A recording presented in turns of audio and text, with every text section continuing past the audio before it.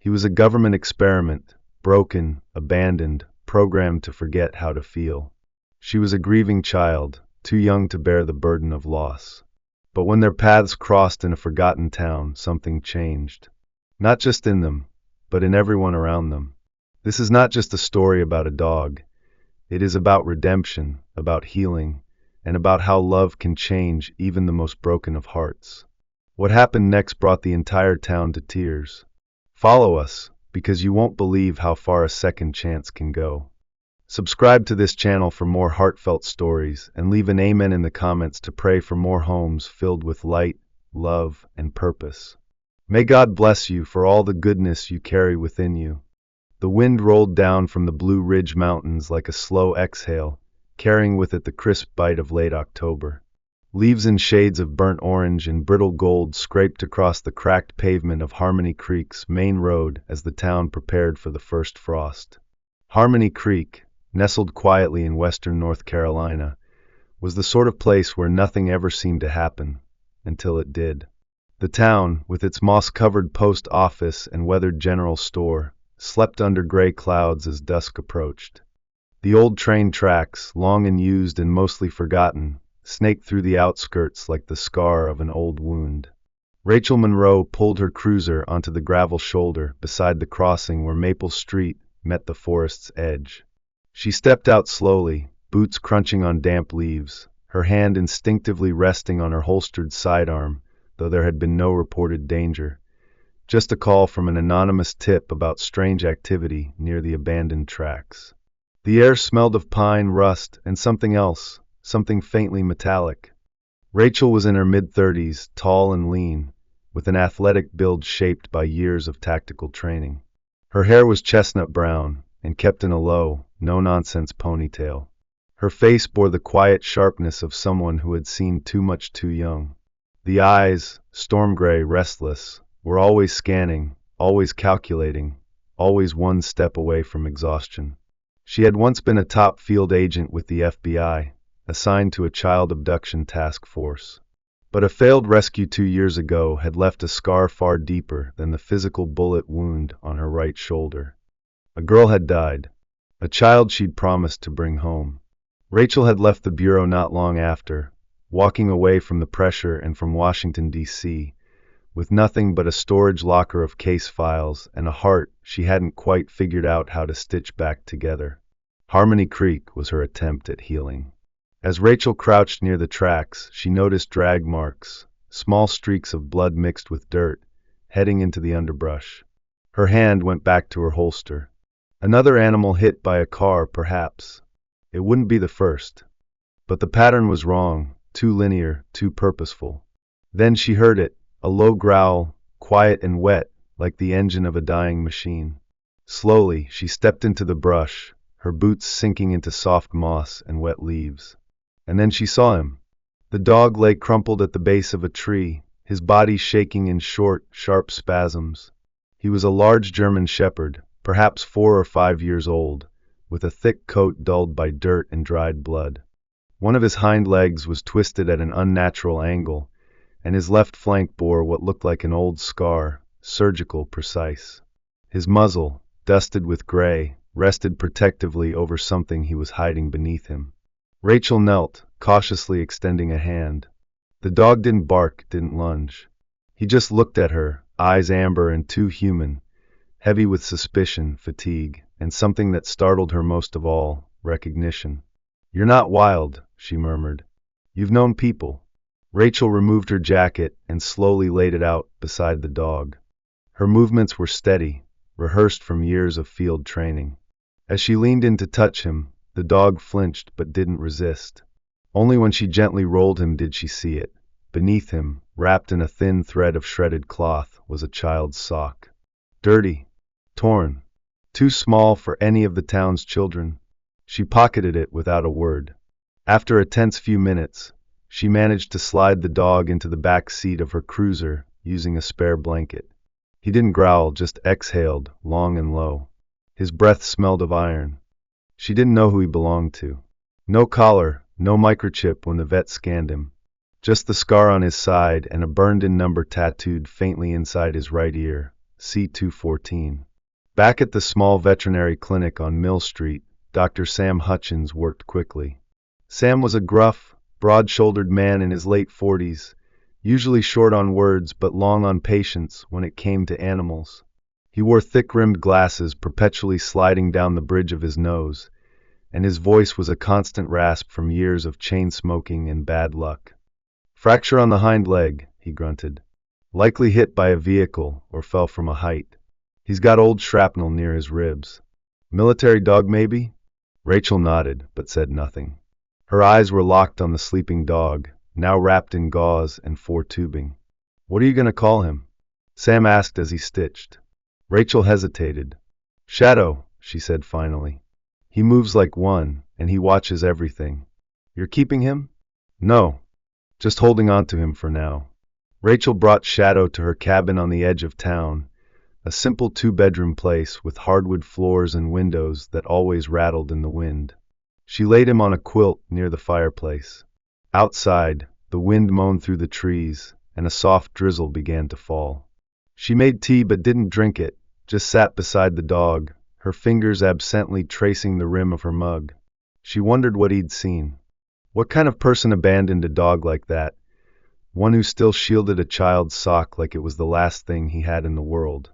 Later that night, she pulled out her old FBI laptop, still half functioning, and ran the ear tattoo through a few unofficial databases.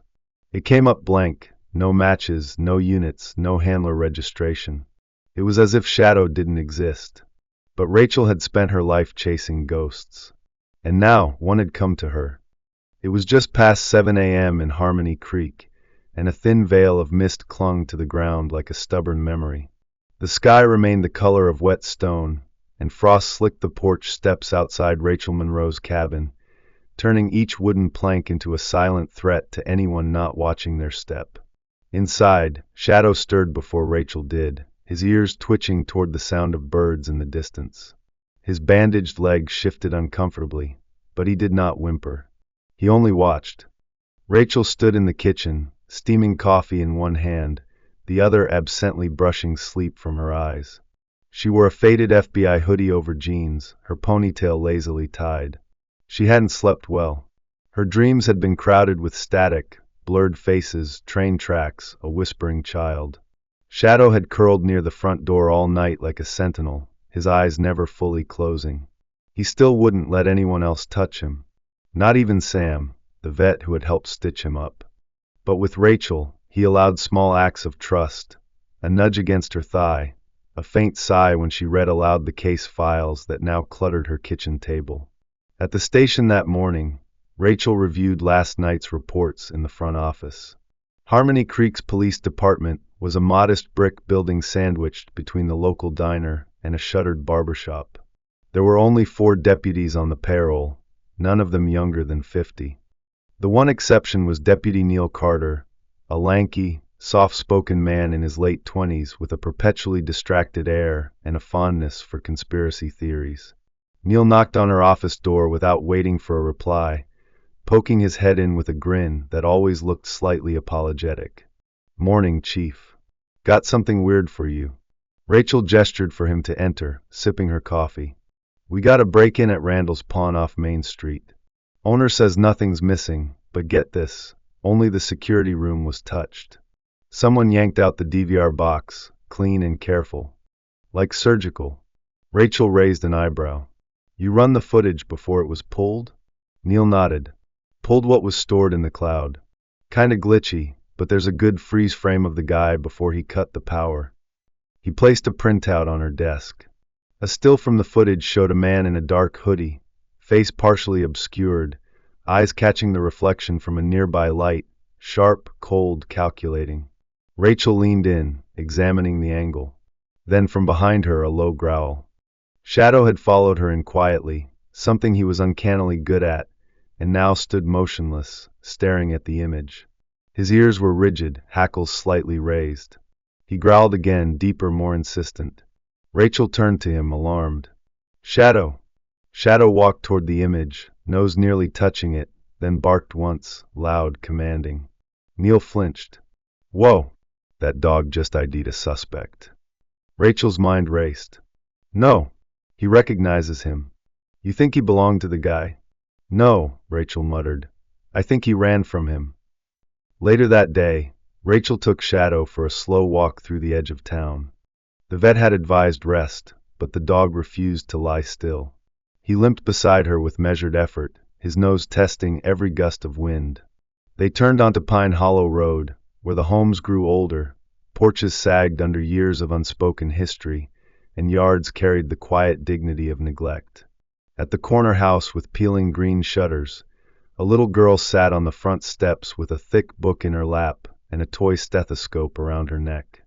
Her curls were wild, the color of honey, and her cheeks flushed with the stubborn redness of a child who spent more time outside than in.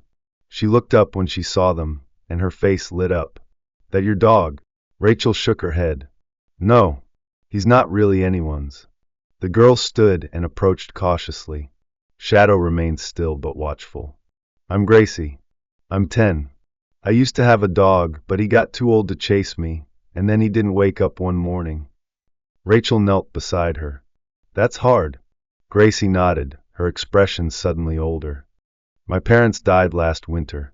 Car crash on Black Hollow Pass. Now I live with Nana and Pop. They're nice but sad a lot. Rachel's chest tightened. She knew that look in Gracie's eyes. The mix of grown-up and broken. Gracie reached out her hand gently. Can I pet him? Rachel hesitated. He's been through things. Doesn't usually let strangers touch him. Gracie didn't move closer. Instead, she sat down cross-legged on the sidewalk, just watching Shadow. Shadow approached her on his own. Slowly, deliberately. Then, to Rachel's astonishment, he nuzzled Gracie's hand and sat beside her. Gracie beamed. He's not a stray. He just got lost.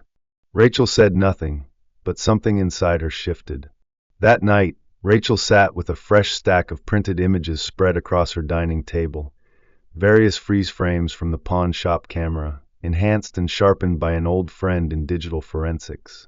She looked for tattoos, scars, any distinguishing features.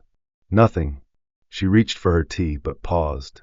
Shadow had walked over to the back door, tail stiff, staring into the night. Rachel stepped beside him. Beyond the yard, the forest loomed like a question unasked. A shape moved among the trees, too tall for a deer, too slow for a raccoon. Rachel reached for her flashlight and opened the door. But when the beam cut through the dark, there was nothing. Shadow growled again. Deeper this time. A warning. The morning fog lifted slowly over Harmony Creek, revealing a town beginning to stir beneath the pale touch of autumn sunlight. The frost from the night before lingered on rooftops and fence posts, shimmering like sugar as it melted in the early warmth.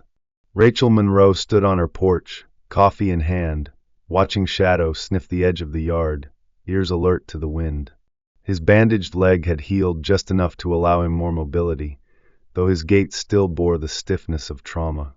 But something in his posture was different that morning, more focused, like he was waiting for her to follow. Rachel, dressed in a navy flannel over her deputy-issued slacks, sighed into her mug. She hadn't yet decided what to make of Shadow's behavior. He was no ordinary stray. Not by instinct, not by training, and certainly not by the quiet, calculating intelligence she saw behind his eyes.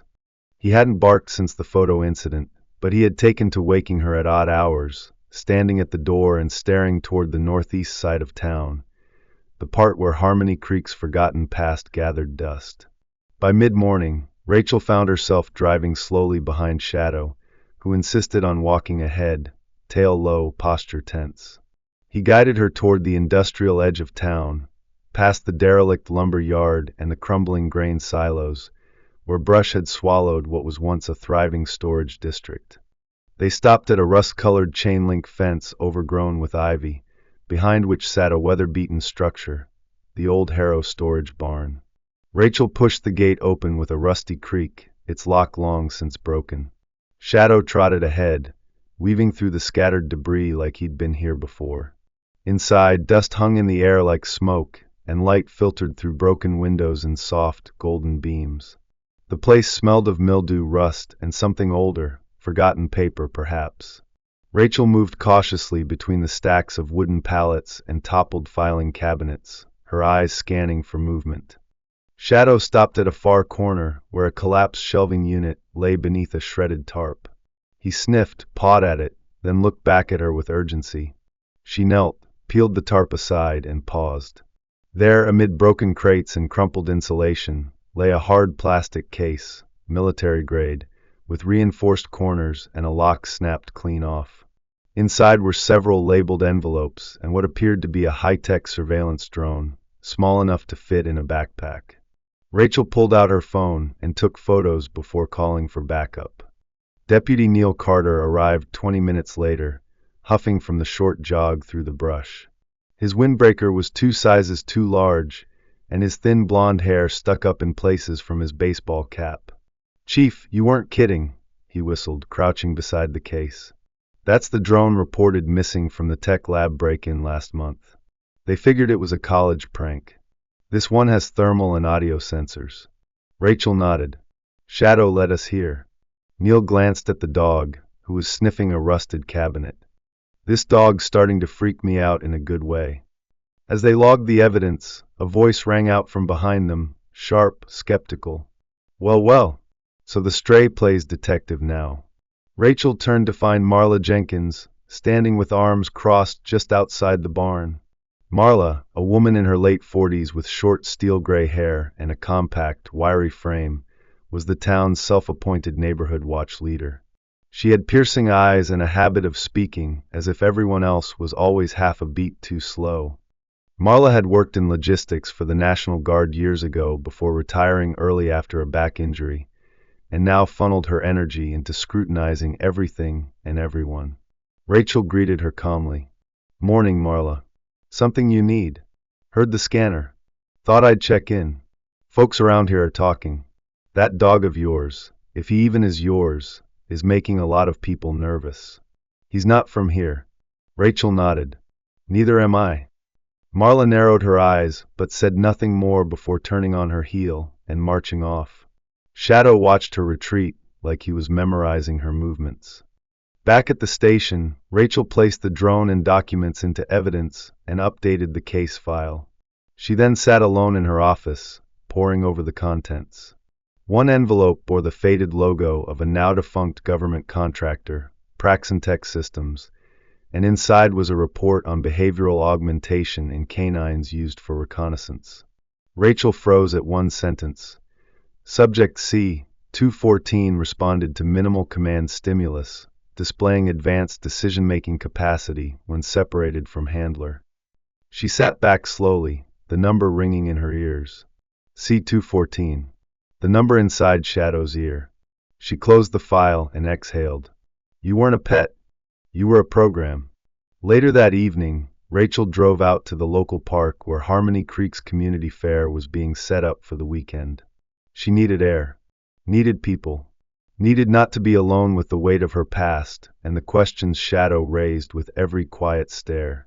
She saw Gracie sitting cross-legged near a vendor tent, helping her grandfather hang paper lanterns. Her grandfather, Frank Maddox, a retired mail carrier with deep laugh lines and hands always stained from working in his garden, waved as Rachel approached. Shadow moved ahead of Rachel, tail wagging faintly as he neared Gracie. The girl lit up again, hugging the dog like an old friend. "I missed you, Shadow. Did you find the bad guys yet?" Rachel smiled, but it didn't quite reach her eyes. "We found something. I think Shadow used to be, well, something important." Frank chuckled. "Ain't that all of us?"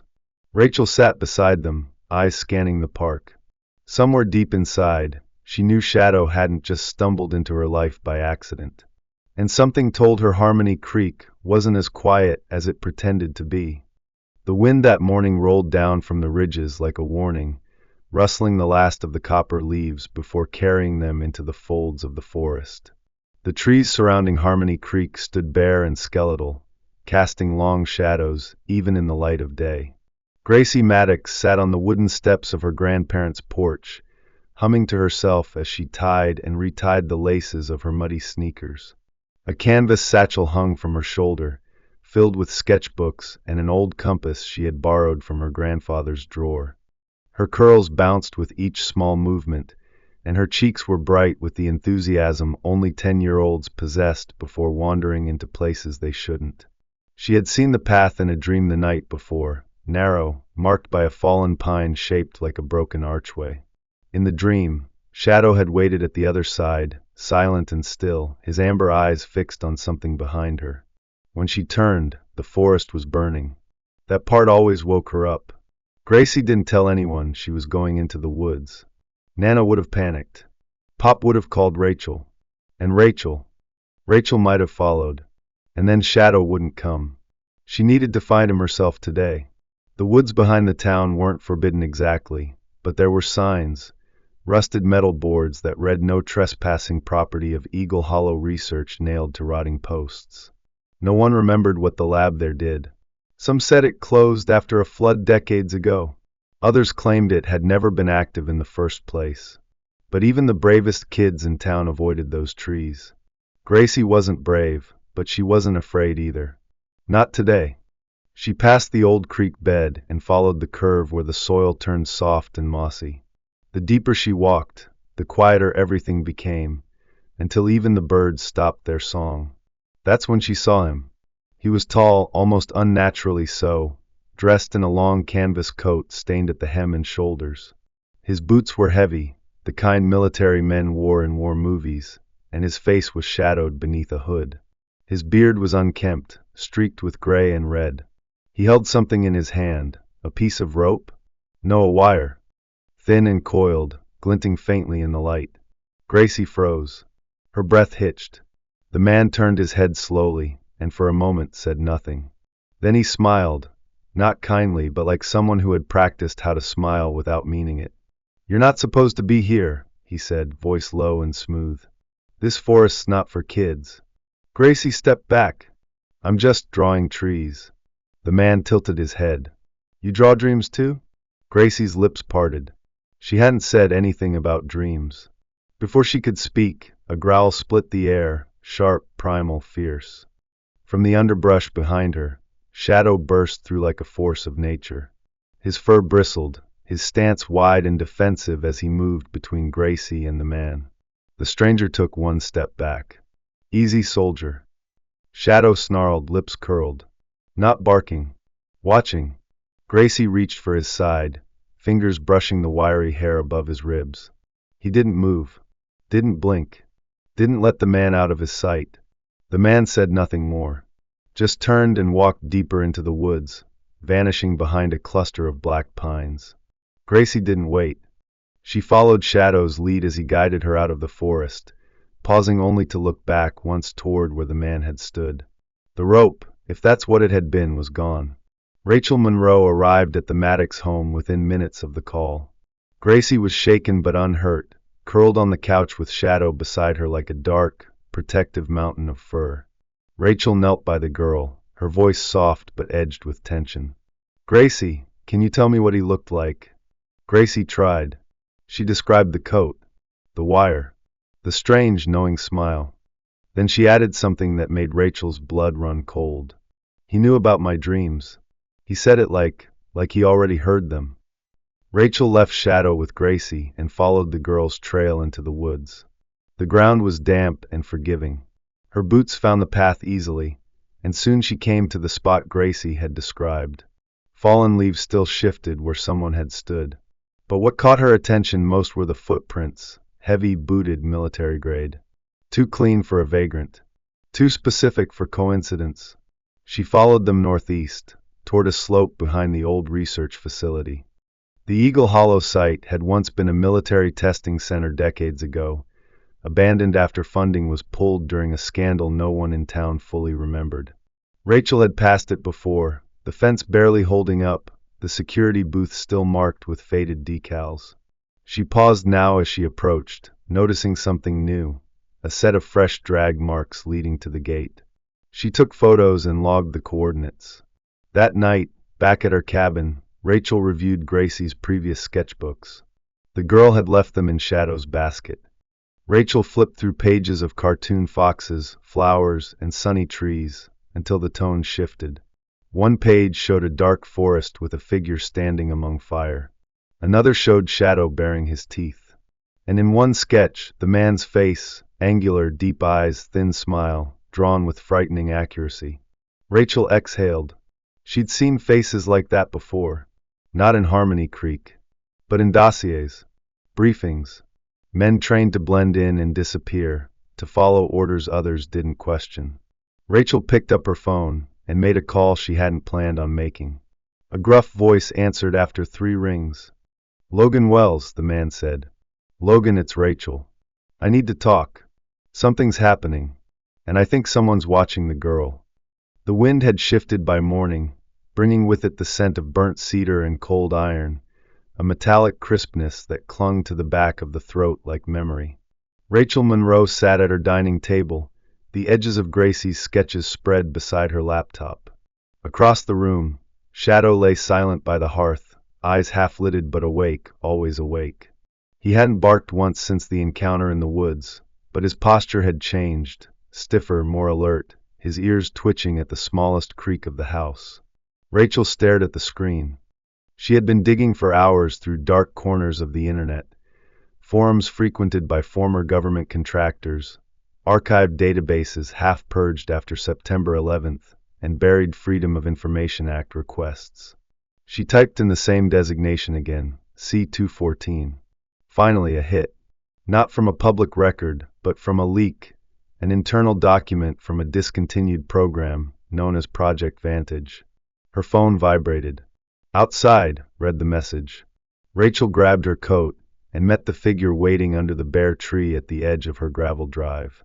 Logan Wells, now in his early 40s, stood with one hand in his coat pocket and the other loosely gripping a manila folder. He had aged since she last saw him, shoulders heavier, jaw more squared, but his eyes were the same, precise, quiet, permanently calculating. He had been her handler during her years in the bureau, and later, her closest friend when the case that broke her finally ended in silence.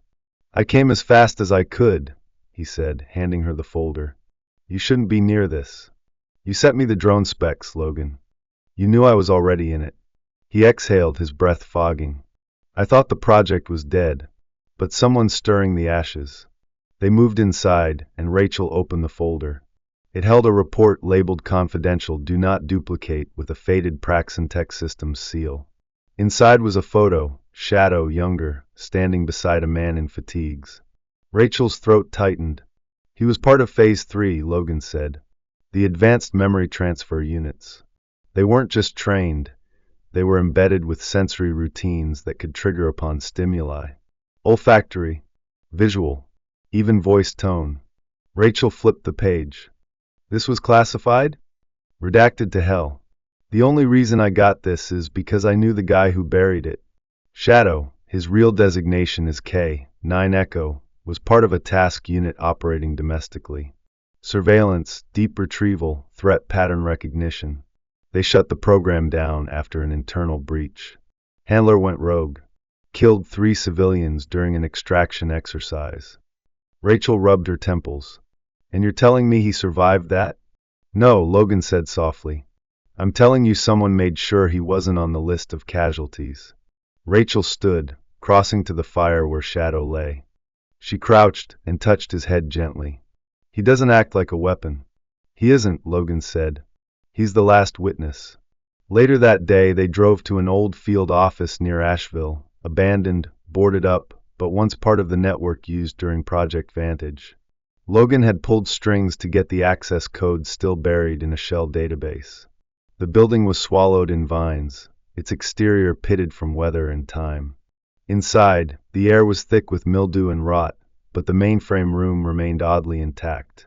Rachel sifted through rusted drawers until she found a storage log. One line jumped out, C-214 reassigned, Black Hollow Ops transfer encrypted. Black Hollow. The same route where Gracie's parents died. "Rachel," Logan said suddenly, holding up a torn evidence bag. Inside it was a small metallic tag, dull, scratched, but legible, Echo Handler, A. Kirsch. "Kirsch," she echoed. "I thought he was discharged." Logan's mouth tightened. "He disappeared. 2 years ago. Right after the breach. Some said he faked his death in a fire." Rachel stared at the tag. Gracie's parents died in a fire. Silence hung between them like smoke. On the drive back to Harmony Creek, Rachel called Dr. Sam Hutchins and asked to scan Shadow again, this time for residual implants, not chips. Sam met them after hours at his clinic, wiping his hands on a towel as they entered. Shadow obeyed every command Rachel gave, standing still on the examination table with quiet dignity. Right ear, behind the temporal ridge, Sam muttered, adjusting the scanner. A faint beep sounded. Found something. Looks like a dormant transmitter. Rachel leaned in. Can you remove it? Not without risking nerve damage. It's fused near the auditory cortex. Rachel's voice turned low. So someone could have been tracking him. Sam nodded slowly. Or triggering him. That night, Rachel walked Shadow along the edge of town, where the trail curved around the base of Eagle Hollow's fenced perimeter. The stars were bright, sharp pinpricks in a charcoal sky. In the distance, an owl hooted once, then fell silent.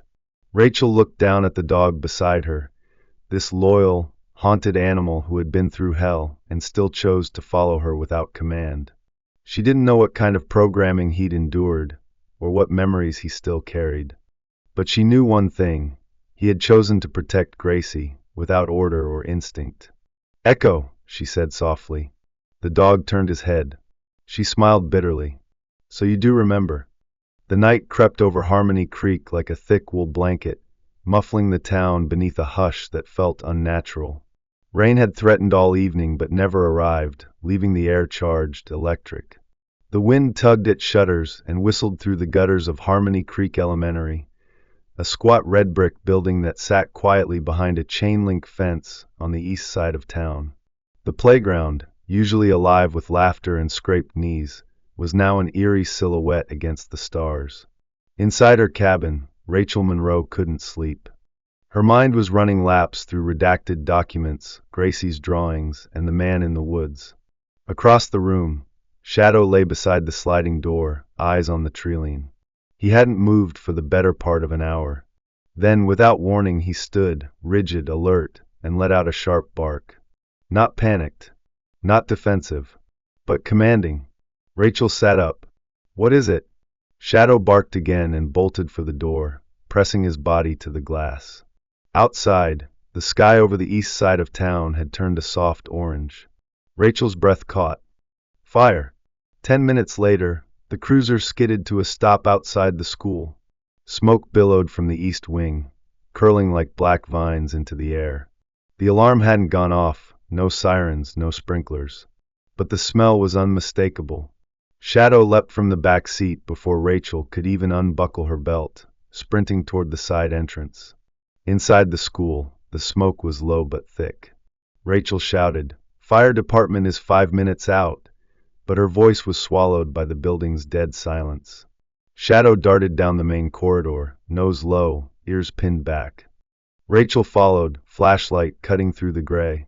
They passed empty classrooms until Shadow stopped outside a door marked Room 3A Aftercare.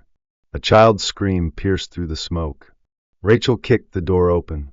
Inside, for kids huddled near the back wall, coughing and crying, trapped behind overturned chairs.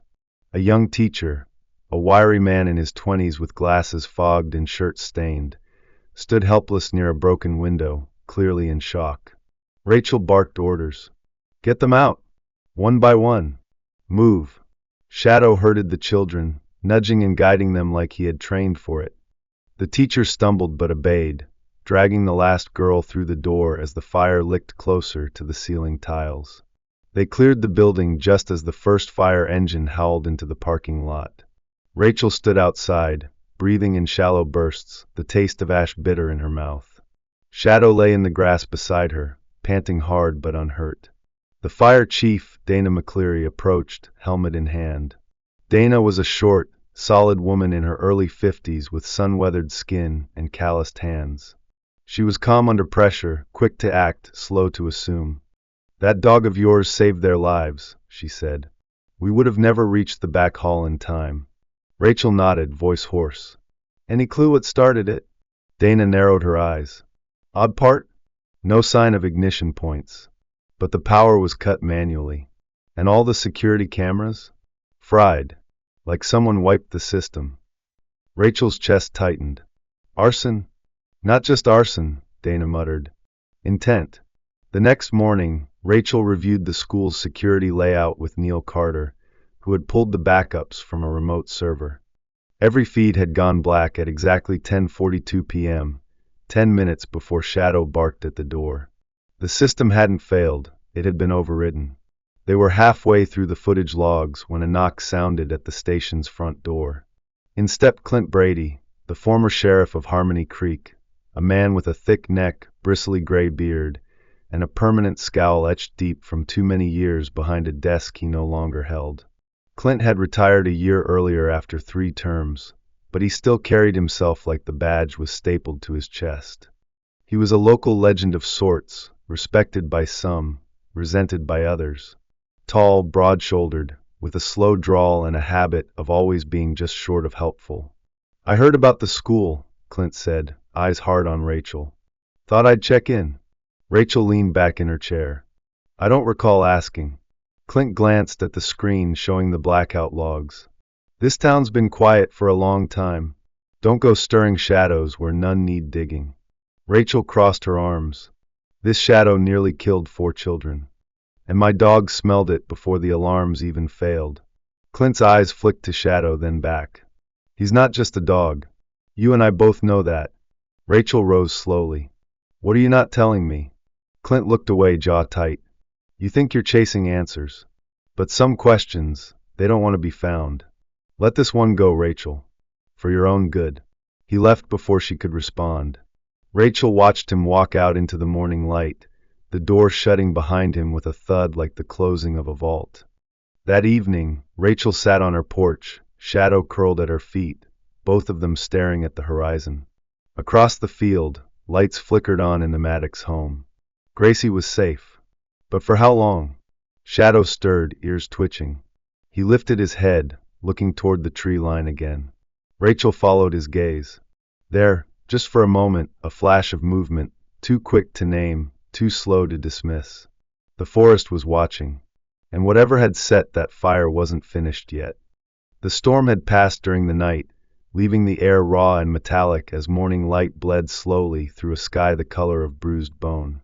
Puddles lay in shallow craters along the backroads of Harmony Creek, and the trees shivered as if trying to shake off what they had heard during the storm's howl. Rachel Monroe stood beside her cruiser, staring at the weather-beaten structure ahead, a single-story farmhouse long abandoned, its windows boarded, its siding blistered with time. It sat deep in the woods east of Eagle Hollow, off a dirt road so overgrown it hadn't seen a vehicle in years. The place hadn't been on any map. But Shadow had found it. He stood still beside her, coat damp, eyes locked on the door like a soldier awaiting orders. There was something taut in his stance, a mixture of memory and muscle, like he'd been here before but not in the way dogs normally remember places. This was different, purposeful, haunted. Rachel tightened the grip on her flashlight. Let's see what ghosts are hiding in this one. Inside, the air was thick with mold and silence. Dust floated like spores from another world. Broken furniture lay strewn in the corners, and faded newspapers covered the floor like the aftermath of a panicked evacuation. Shadow moved ahead, nose low, every step deliberate. They reached the back room, a narrow, windowless chamber sealed with a door not quite aligned to its frame. Rachel pushed it open slowly. The room was colder, lined with rusted filing cabinets and cracked monitors. Someone had lived here recently. Coffee cans, a mattress on the floor, blankets still bearing the imprint of a sleeping body. A small generator buzzed in the corner, connected to a laptop still powered by an external battery. On the desk, printed diagrams, medical scans of animal brains, MRI overlays, and a folder marked Cognitive Repatterning Tier 3 Subjects. Rachel opened it. Her heart sank. The first page was a full profile. K, 9 Echo Subject C, 214.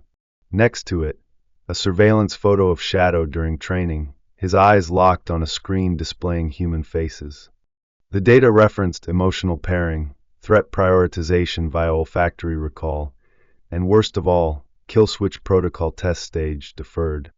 Behind her, Shadow whined, a quiet, low sound that vibrated deep in his chest. He stepped forward and nudged the chair, knocking loose a folder from the top shelf. Papers spilled across the floor. Rachel picked one up. It was a list of field surveillance points, all in Harmony Creek. One of them had been circled in red ink. Maddox residence external camera captured anomaly logged by Handler Kirsch. Rachel froze. They were watching Gracie's house, a creek behind them. Rachel turned sharply, drawing her sidearm. A woman stood in the doorway. She was in her late 30s, tall and angular, with pale skin and long dark hair pulled into a loose braid. Her clothes were simple, dark jeans, a utility jacket, hiking boots caked in mud. Her eyes were tired but sharp, with a sadness etched so deep it might have once been rage. "My name's Eliza Dorn," she said quietly. "I work for Praxon Tech, until they started testing on children." Rachel didn't lower the weapon. "How did you find us?" "I didn't. He did." Eliza pointed at Shadow. Rachel stared at her. "You were part of this?" Eliza stepped forward. "I was a systems coordinator. I programmed the behavioral response triggers. But when they asked me to replicate those codes for use on adolescent subjects, I burned my badge and ran." Rachel narrowed her eyes. "You've been squatting here? Watching? Waiting? Collecting?" Eliza gestured to the files. "They didn't stop when the funding ran out. They privatized. Moved the labs. But some of us kept the data. We were the ones who leaked the footage to journalists. That's what got Gracie's parents killed." Rachel's stomach turned cold. "What do you mean?" Eliza looked down. Her dad was a field tech for the water department. Their dashcam picked up something it shouldn't have. Transport crates marked with Tier 3 tags being offloaded at Eagle Hollow. 2 nights later, their brakes failed. Rachel felt the breath leave her. Shadow growled suddenly, ears flattening. Eliza stiffened. Rachel turned toward the front of the house. Tires on gravel. Fust. Unmarked black SUV pulling into the clearing. "They found me," Eliza whispered. "I'm sorry." Rachel grabbed the documents, shoved them into her bag, and motioned for Eliza to move. Shadow took the lead again, guiding them out the back into the treeline, just as the front door of the house burst open with a slam. They ran through the woods, Eliza panting, Rachel covering the rear, Shadow weaving between them like a specter. The shots came moments later, 2 clean, aimed high, but they kept moving, following the old firebreak until they reached Rachel's cruiser parked down the ridge. She shoved the others inside and peeled off toward town. Later that night, back at the station, Logan reviewed the files they had retrieved. He looked older under the fluorescent light, his features drawn and pale. This is beyond Black Ops. They weren't just experimenting with control.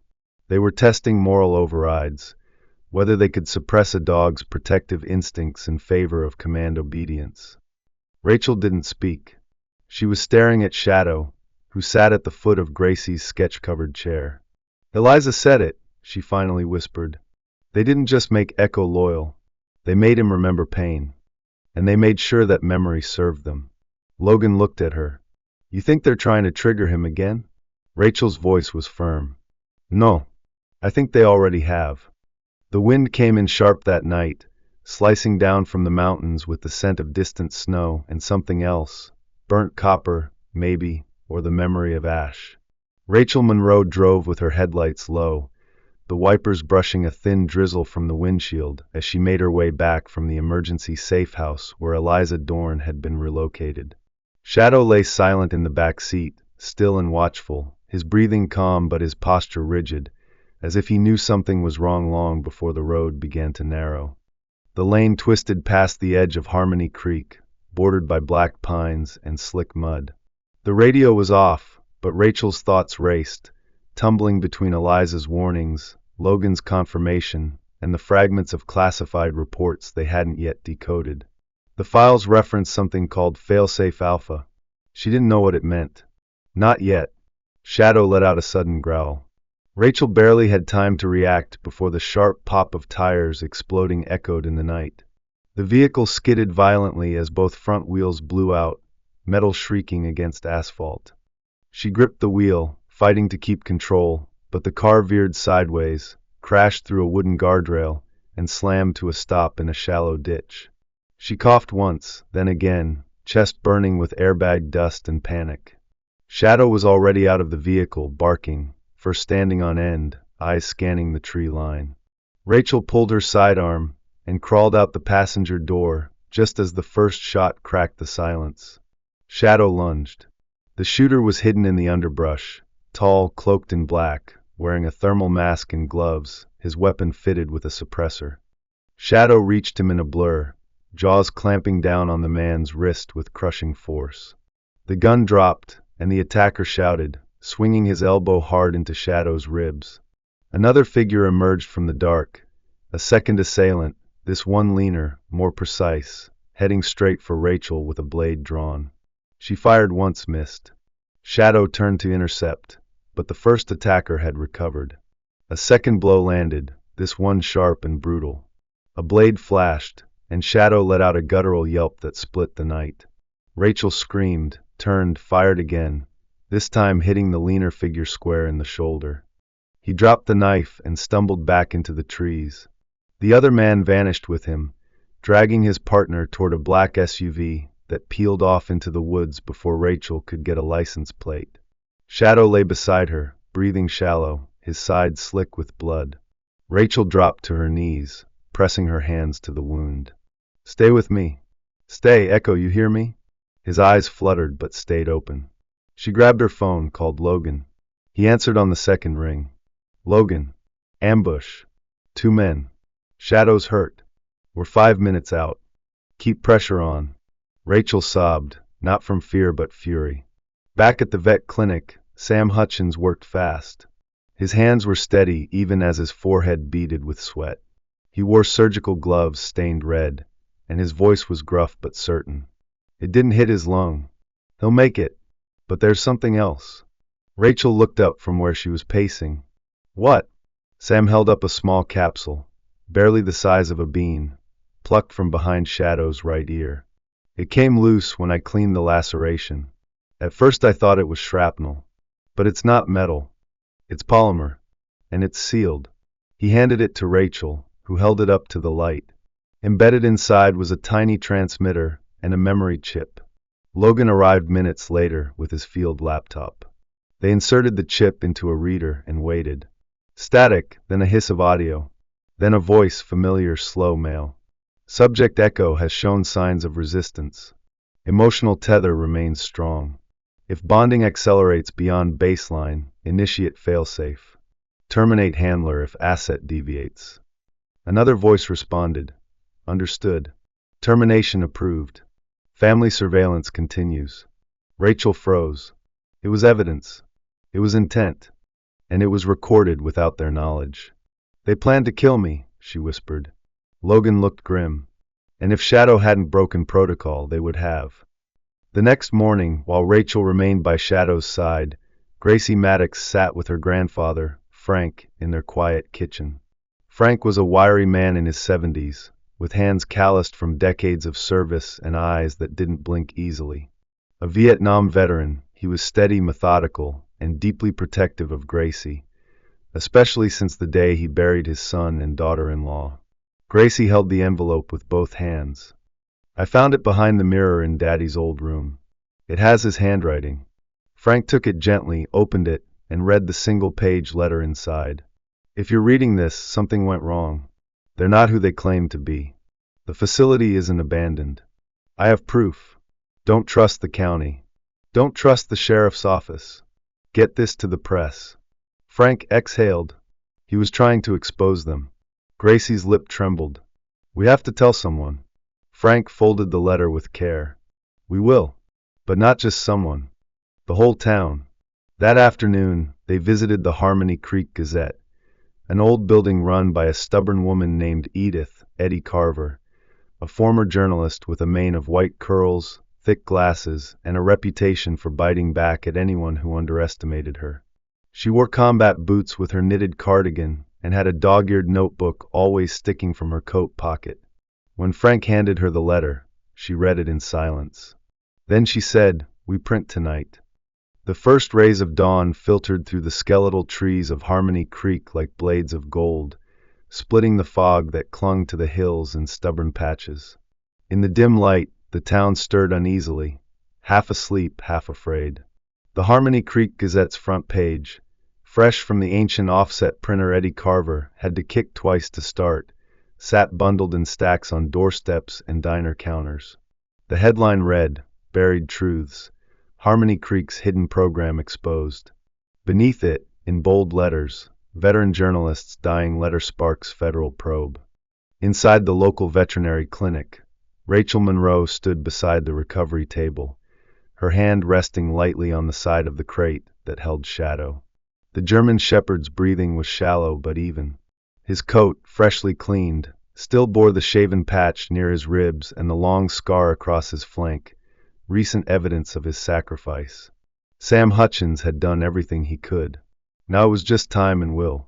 Rachel hadn't left his side since the night of the ambush. Her face was pale, her eyes rimmed with fatigue, but her back remained straight. She wore a black long-sleeve shirt, and her badge on a chain around her neck. Her gun never left her hip. Not anymore. A soft knock on the glass. Gracie Maddox stood outside, hugging a stuffed fox with threadbare ears. Her eyes were puffy, but her expression was resolute. Rachel opened the door. Gracie stepped in slowly. "Can I?" she asked, voice cracking. Rachel nodded. "He might hear you." Gracie moved to the crate and crouched beside it. "Hey boy, I brought you Mr. Fox. You saved my life, remember? So now he's yours." For a long moment there was nothing. Then Shadow stirred. His eyes flickered. Slowly, achingly, they opened, just enough to meet Gracie's. He let out a low, soft whine. Gracie smiled through tears. "There you are." 2 hours later, Logan Wells arrived in a black government SUV, his credentials clipped to his lapel, and a stack of federal warrants in his briefcase. He had shaved, changed into a pressed shirt, and brought with him 2 agents from the Bureau, Agent Keller and Agent Donahue, both tall, quiet, and built like trees. They weren't here for talking. They were here to close a case. They met Rachel in front of Town Hall, the site of an emergency council meeting called after the Gazette headline dropped. Half the town had shown up, many whispering in confusion, some in denial. But others, those who had long suspected something was wrong, sat with their arms folded, ready to listen. Rachel stood before them, flanked by Logan and the agents. Her voice was clear, sharp. The fire at Harmony Elementary, the disappearance of witnesses, the surveillance, the implanted devices. All of it traces back to a privatized continuation of a decommissioned federal program called Project Vantage. Some of you were warned to stay quiet. Some of you were paid to look the other way. She paused. And some of you orchestrated it. Murmurs spread like fire through the room. Clint Brady rose from the back. He wore a charcoal gray coat and his old sheriff's boots, and though his posture remained firm, the defiance in his eyes had turned to resignation. His once imposing frame now seemed smaller under the weight of what was coming. "You're playing with matches, girl," he said coldly. Rachel held up a folder, evidence from the encrypted drives retrieved from Eliza Dorn's hideout. "This match has your signature on 5 requisition orders tied to Praxon Tech. You signed off on surveillance contracts, fake maintenance reports, and black bag extractions. You took bribes, Clint. You covered deaths." Clint didn't deny it. He just looked at her, something like sadness behind the steel. "I did what I had to do to keep this town from being swallowed up." Agent Donahue stepped forward and handcuffed him. "Clinton Brady, you are under arrest for conspiracy, obstruction of justice, and accessory to multiple federal crimes." As they walked him out, the room remained silent. Back at the station, Rachel sat across from Logan, both reviewing the last of the files that hadn't yet been leaked. A list of names filled the screen, handlers, test sites, tiered subjects, most of them long since vanished. But 2 lines near the bottom had been recently updated. One name in particular made Rachel freeze. Handler, A. Kirsch status, active last trace, 12 miles outside Harmony Creek. She leaned back in her chair. "So he's still close?" Logan nodded. "We'll widen the perimeter. This doesn't end here. A knock sounded. Edith Carver entered, her thick coat covered in newspaper ink and her eyes alight with the glow of righteous indignation. I got a call from 3 national outlets already. Whatever you're doing, keep going. They're scared. Rachel managed a faint smile. Good. That evening, she returned to the clinic. Shadow was up, barely, resting his head on a makeshift pillow where Gracie had left Mr. Fox. He looked at her when she entered. This time, he lifted his head. You fought through it, she whispered, kneeling beside him. Of course you did. She stayed there long into the night, hand on his fur, heart steady for the first time in weeks. The storm wasn't over. But the truth was finally out. 3 weeks after the final arrests, the town of Harmony Creek looked different. Not by architecture, not by skyline, but by breath. The air seemed to move easier through the narrow streets, the silence of fear replaced with the hum of cautious hope. Winter had begun to melt into spring, and the ice on the rooftops surrendered to the sun in slow, glistening rivulets. At the corner of Willow and Main, the bakery once again filled the street with the scent of cinnamon rolls and black coffee, and laughter returned to the sidewalks in small, nervous doses. Rachel Monroe stood on the steps of Town Hall in a pressed uniform, watching the crowd gather in the square. Her brown hair, once kept in the quick tie of a woman too tired to care, now flowed neatly to her shoulders. Her posture remained sharp, but something softer lived in her face now, an unburdened ease that had taken years to resurface. She had made her decision. She wasn't leaving. Shadow stood beside her, tail gently wagging, his gait still stiff from the wound but steady with pride. His coat had regained its full golden black shimmer, and though he would never run at full speed again, he carried himself with the quiet dignity of a survivor who understood everything that had been asked of him, and had answered without hesitation. Children pressed toward the front of the crowd, most of them from Gracie's class, holding signs painted in bright crayon. Thank you, Shadow, our hero, and best dog ever. The small plaza in front of the town's Central Park had been roped off for a ceremony. The mayor, Charles Hartley, a round, cheerful man with gray curls and a bow tie too tight for his neck, stood on a makeshift stage with a microphone that fed back once before clearing. He cleared his throat. Today, Harmony Creek honors not just a dog, but a guardian, a friend, and a citizen who never once asked for recognition, who never once demanded trust, but gave it anyway. He gestured to the cloth-draped object beside him, then nodded to Rachel. She stepped forward, her voice carrying without effort. There were nights I didn't know who I was anymore. Days I wanted to disappear. And somehow, he always knew. Shadow reminded me that courage isn't loud. Sometimes it's silent, steady, and covered in fur. The mayor pulled back the cloth. Beneath it stood a bronze statue, life-sized, cast in exquisite detail. Shadow mid-step, ears alert, eyes forward. At the base, a simple plaque read, Shadow, Citizen K9. He protected without command. He loved without condition. He served without reward. The crowd clapped, then rose into cheers. Some wept. Gracie ran to the statue and touched the paw gently, then turned and threw her arms around the real Shadow, who leaned into her with a soft huff and a slightly tilted head. Later that afternoon, Gracie and her grandfather, Frank Maddox, finalized the adoption papers.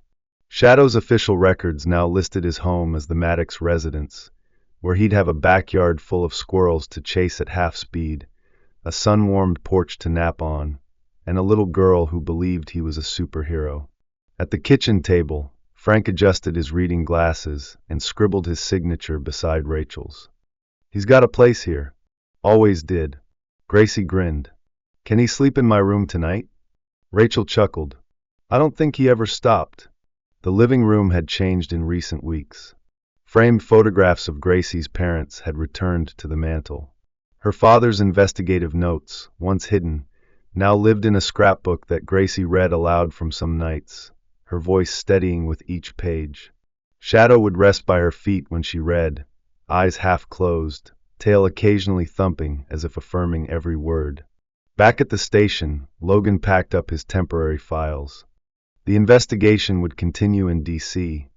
Others would be prosecuted, programs shuttered, but Harmony Creek's part had ended. As he loaded the final box, he turned to Rachel, who leaned against the doorframe, arms crossed but smiling. "You sure about staying?" Rachel nodded. "For once, yeah." Logan offered a hand. She shook it. "You were always meant for something quieter." Rachel glanced at the badge on her chest. "Funny. I think I was always meant for something louder, but smaller." He grinned. "I'll miss this place." Rachel smirked. "You didn't even like the coffee." "I'll miss Shadow." She nodded. "Yeah, me too. But he's where he belongs." Logan stepped outside, where his black SUV waited. Before closing the door, he looked back. "If he ever needs a handler again," Rachel cut him off. "He has one." And with that, he was gone. That night, the sky over Harmony Creek glowed with stars, the town exhaling as if it had held its breath for years and could finally let go. Rachel sat on the porch of her cabin, now freshly painted with wildflowers growing along the fence. She held a mug of tea, its warmth steady in her hands. Shadow lay beside her, head on her boot, one ear cocked lazily toward the woods. She whispered, "You did good, soldier." He blinked once, closed his eyes, and exhaled. For the first time in years, Rachel didn't flinch at the quiet. Sometimes, the greatest heroes don't wear uniforms or speak words. They walk on four legs, carry the weight of others' pain in silence, and stand between darkness and innocence without ever asking why. Shadow was more than a dog. He was a vessel of healing, a reminder that even in our most broken places, there is still something, someone worth fighting for. This story isn't just about a town saved or secrets revealed. It's about faith, faith that truth finds its voice, that love never disappears even when lost, and that miracles don't always arrive in thunder and light. Sometimes they come in the quiet steps of a wounded dog finding his way home, and in the heart of a little girl who chose to believe again. Perhaps it wasn't just chance that brought Shadow to Gracie. Perhaps it wasn't just luck that Rachel heard that call in the night. In a world filled with silence, maybe that was God whispering, "I am still here." So if this story moved you, even just a little, take a moment today to look for the quiet miracles in your life. The people who stood by you, the battles you survived, the faith that kept you breathing when you didn't know how. Comment below with amen if you believe animals can be angels in disguise. Share this story to remind someone they are not alone. Subscribe to our channel for more true and powerful stories of hope, healing, and the unspoken bond between souls. And may God bless you and your loved ones with peace, strength, and the kind of love that never gives up. Amen.